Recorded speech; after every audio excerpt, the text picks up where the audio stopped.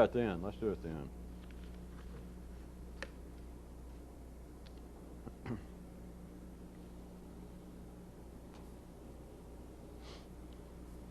Welcome again to the Home Shopping Neural Network.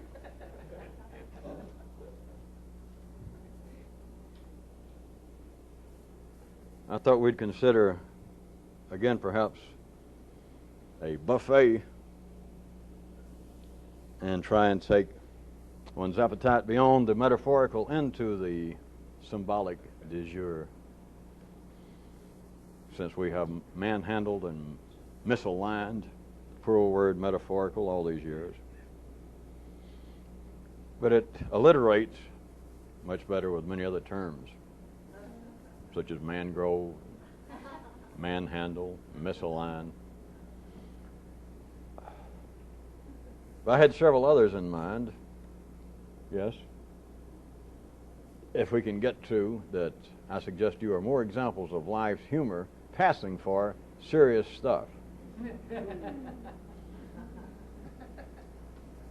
And, perhaps surprisingly enough, not absolutely disconnected with some of the things we've been talking about the last few months, the last few weeks, the last few hours, sometime before tonight. And one of them, remember, symbolic as opposed to metaphorical. Let's be a little more precise, since now we have really reached the point of manhandling the language to the point that it is almost unmanageable. But I do have a nightstick in the back, and I know that several of you bring along broom handles, and so if need be, we will take remedial corporal action against some of these absolutely unruly words. So have no fear. The first one is this, that it is graft, bribery, and fraud that makes the secondary world possible. Now remember, if that was metaphorical, as by most connotations I think nowadays, it would be that what is said means something else. Whereas when it's symbolic, of course, you are closer to playing with both feet in the river. That is, it means what it means, and then it means something else. Which, to some people, is tricky. Is why for a long time we just used the term metaphorical around here to keep you from worrying about it, to say that this is metaphorical, although it sounds like you could be talking about affairs concerning the body politic, and then say something and say, of course, that's metaphorical, which means that if you're saying, who's the rat that put cream in my coffee, then that's obviously metaphorical, because you don't really assume that a rat put cream in your coffee. But if you say it symbolically, and if you say it is graft, fraud, and bribery that makes the world possible, instead of secondary, that makes life possible, then if you are good enough to stand on both feet in something that is moving, rather than trying to stand in a flowing stream with one foot on the bank and one foot in the river, which is what metaphors are. God bless them, but I've about had enough of them. Because you've always got one foot in a safety area. That if you take something being metaphorical, and the first part of it seems to have put you in some sort of grip in an uncomfortable place, and then you can always say, well, wait a minute, that's metaphorical.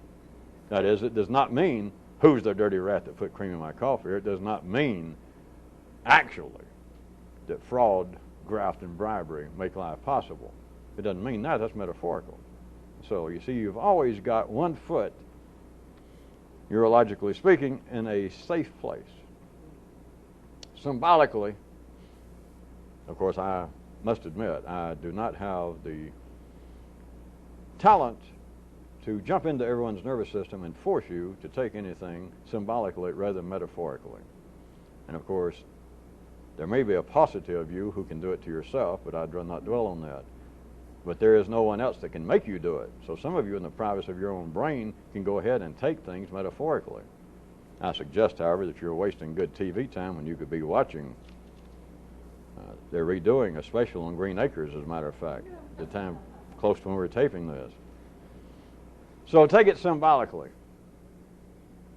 that graft, fraud, and bribery is what makes ordinary life possible, what we've been calling the secondary world. And I was going to point out several possibilities and even leave it with you who might find some interest, if not personal curiosity in this before we're through, as short as I may make our taping of it, to consider on your own how this operates in life symbolically. Within the great areas of fraud, graft, and bribery is consider such as life's totally, unquestionably, unfulfilled promises regarding your busy work as you stand in the arbitrage queue. That's not fraud? Now, hey, remember, for a minute, try and skip metaphor. I'm asking you, is that not fraud? Everything that life promises, except for real exceptionally hard workers in life's behalf, which those sorts of people are not listening to this. They're not sitting here. They are not ever going to see this on tape, or if they stumbled in thinking that it was some kind of new singles bar and they ended up with this tape beginning to run, they're out of there by now already.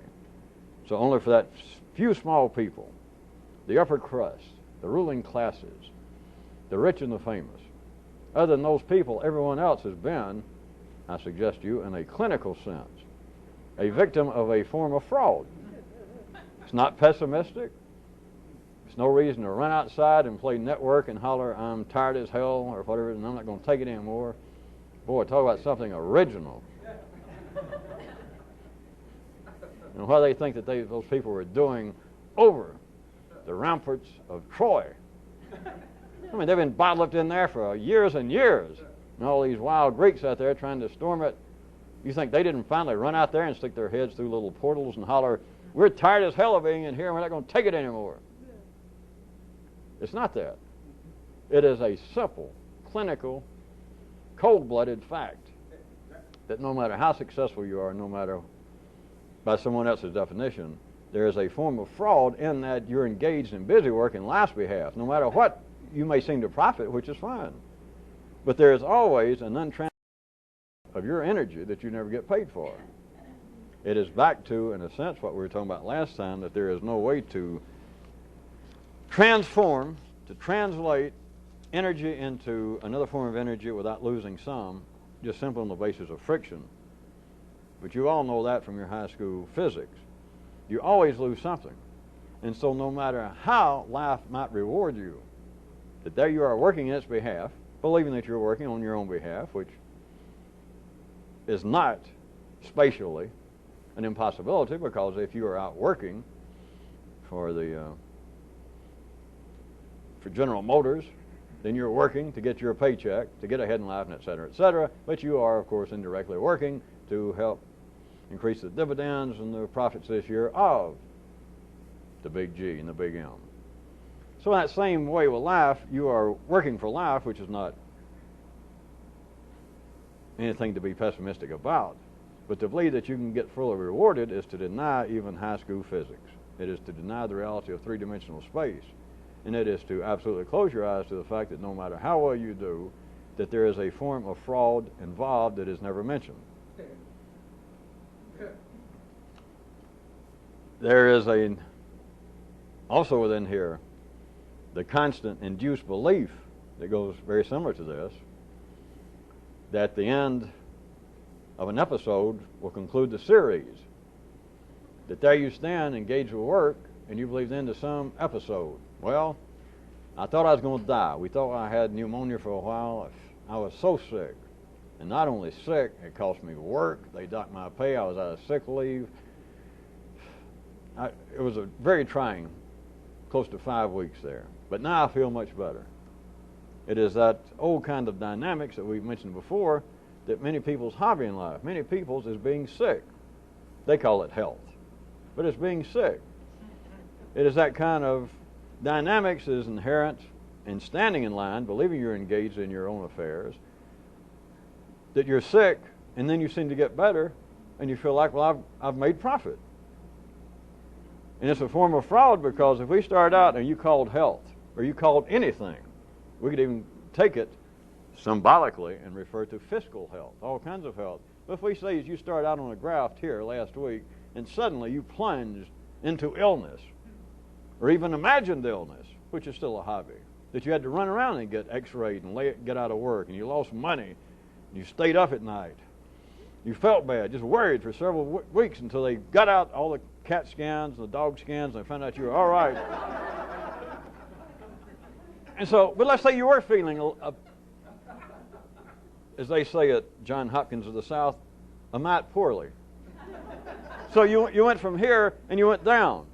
But then you came back, they checked all the x-rays, they took all the tests they could, while of course checking continually with you as they went along is how your finances are holding out. So it seemed to work out that they ran out of tests about the same time that you ran out.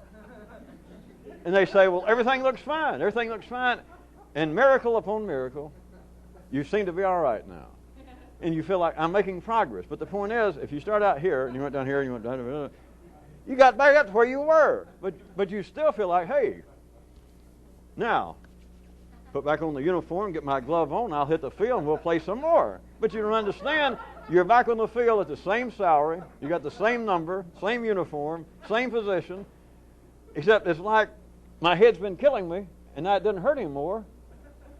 That's what I call progress.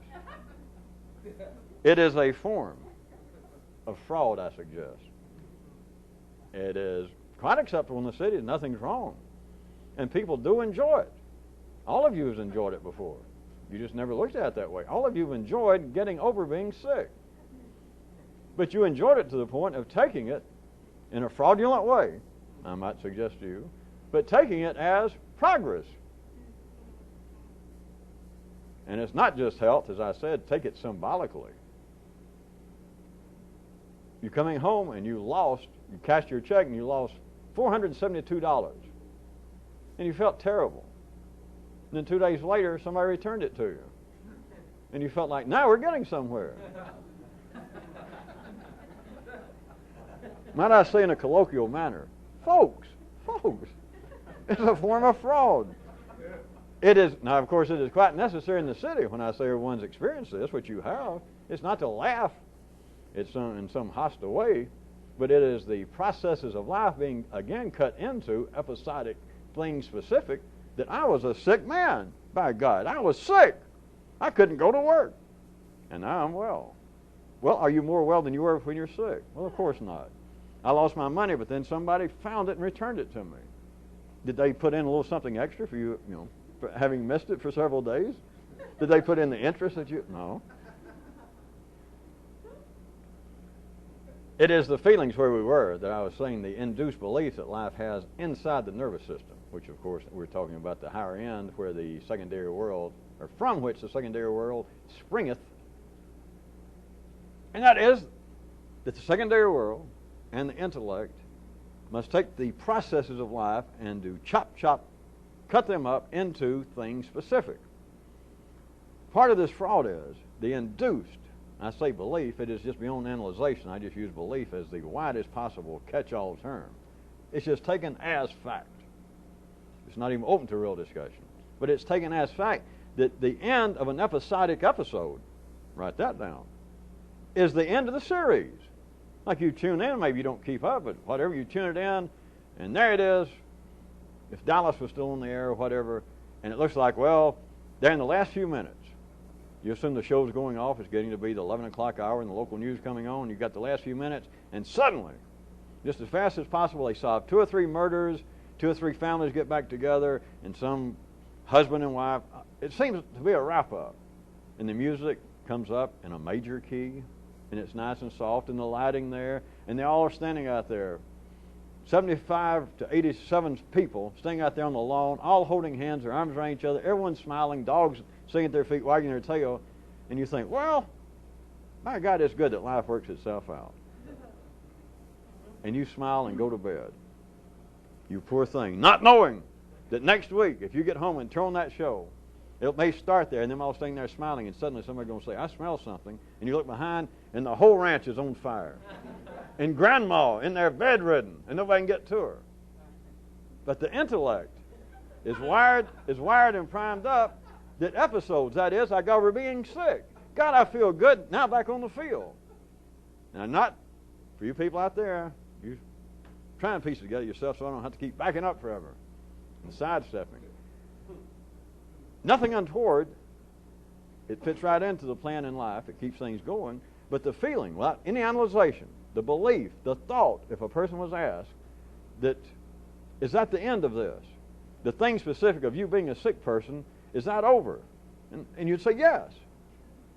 Now don't let your old world thinking get you and try and jump ahead or sideways and say, yeah, but if you said, does that mean you'll never get sick again? Anybody with any intelligence say, well, I can't guarantee that. But tut. Does such things ever take place in your intellect? Never. The unanalyzed acceptance is that you're now a well person, that the episode of being sick is over, and if I suddenly, or somebody jumped out, some dunderheaded evil spirit jumped out into your brain and said, boy, you're feeling pretty frisky now that you found out you're not going to die, and you feel much better. Yes, I do. Do you think you'll never be sick again? You say, well, why are you trying to give me the blues? I'm well now. I might never be sick. I hope I never have this fear again. But the feeling, this does not happen. The feeling once an episode is over is that that's the end of that series. Everybody made up at the end? That you take the episodes of like continuing series on television, or the cliffhangers of yesterday in the movie theaters, you accept them the same way you do a regular big screen movie, that the end of the movie, notwithstanding the fact of a potential number 2, but you take the end of the movie as being the end of the movie. Whatever happens, that's the end of it. It says the end. And you're not at home on TV. It's one movie, and you accept that as the end. You don't analyze it.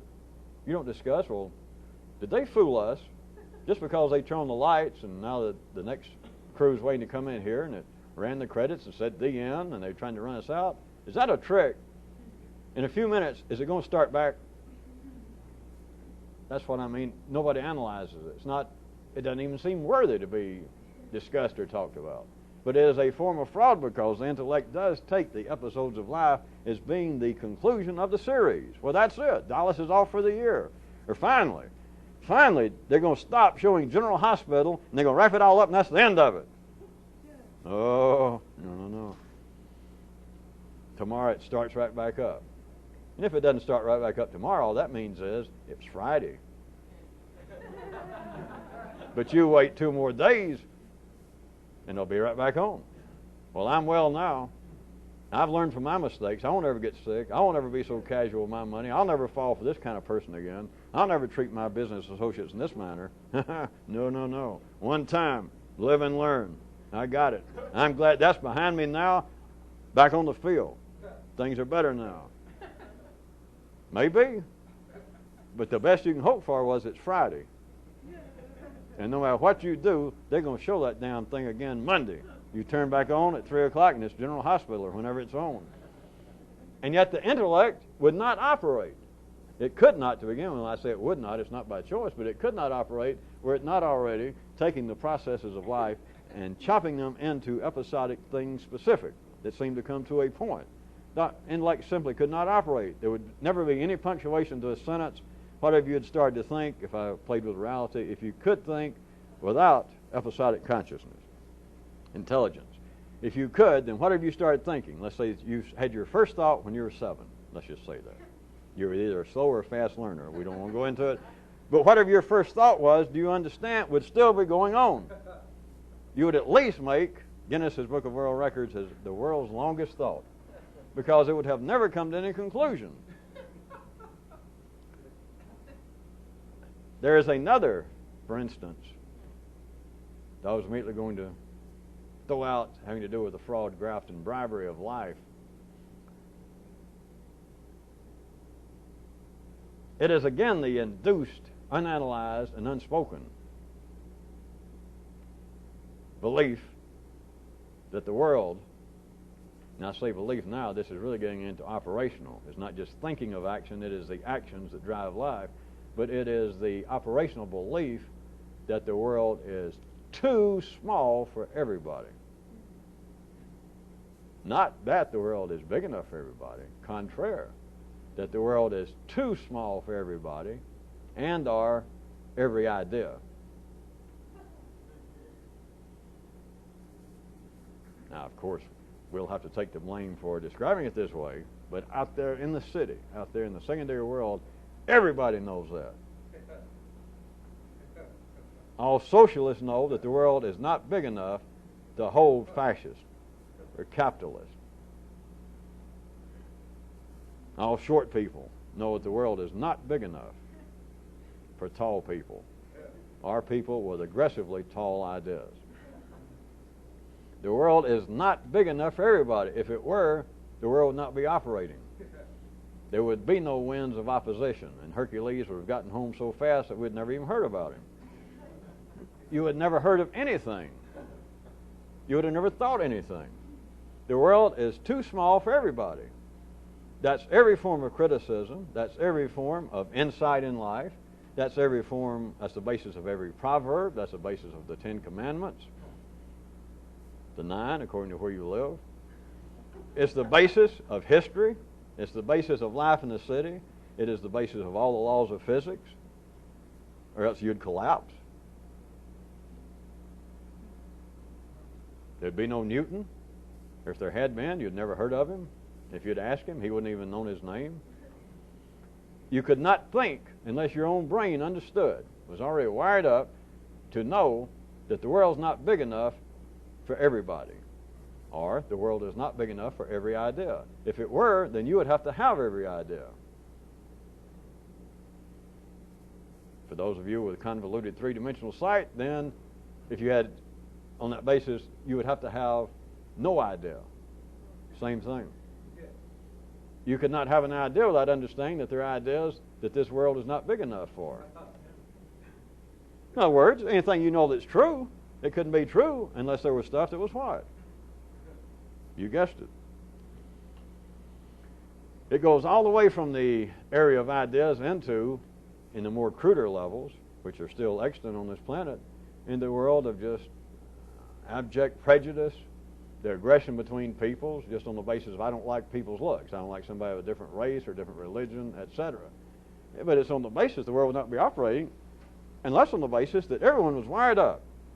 Even the person that says that they are the most unprejudiced, magnanimous, broad-minded person in the world is always, if you want to seek for irony, I don't know how you would have to look for it, but you're always left with this, is the person that says,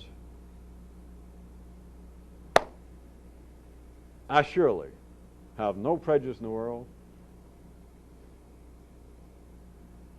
except, of course you might have to push them just a little bit to be nice, except the one thing they can't stand, of course, sometimes it gets a cheap laugh if you live in Arkansas or New Jersey, I am the most broad-minded, tolerant person in the world, but the only thing I can't stand is prejudiced people.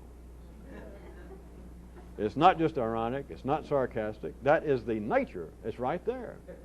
It's like someone saying, I would like to, in all humility, propose myself for the humility award of this year. Or the man who was elected this year's president of the Hermits Convention. It would be possible, let's say, it's mathematically possible, to find an ordinary person in the city sans all prejudice except one. And he would have to, or she would have to be prejudiced against people who are prejudiced. And that is, it has nothing to do with tolerance, has nothing to do with psychology, it has everything to do with the three-dimensional physical laws of chemistry, the movement of electrons, the transfer of energy. A boat will not sail without the winds of opposition. The strongest person in the world, Hercules, could not have gotten home. Or Ulysses. Don't write me if you're a Greek historian. Ulysses would have never made it home.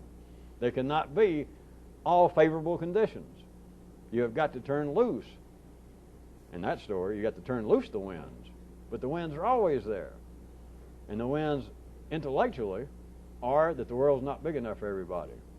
All of you people who are not right thinkers, who are not decent, you're going to have to leave. we're either going to have to take some kind of remedial action, or you people are simply going to have to get out of here. Now, I know that it may seem asking a bit much to ask all of the intolerant, dumb, unsophisticated, still uncivilized people to jump off the planet. It's difficult to do. But the feeling is, among the more civilized, well, what we've got to do is very quickly outbreed this kind of uncivilized behavior, because the planet's not big enough for this.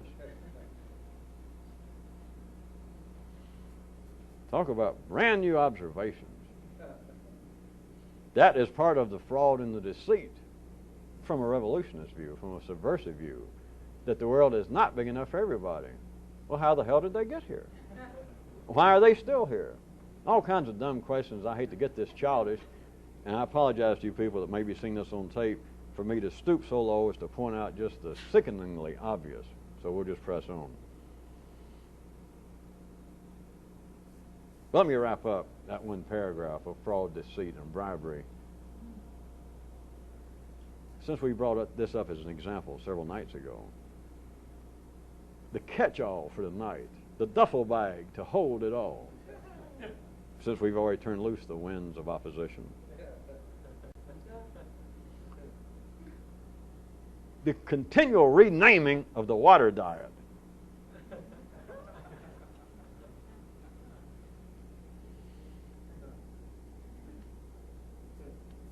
If we're still playing the symbolism of the day, try this. If we were talking about the movable state, the state apparently out there as opposed to in here, you would have kings that I suggest, conquering kings.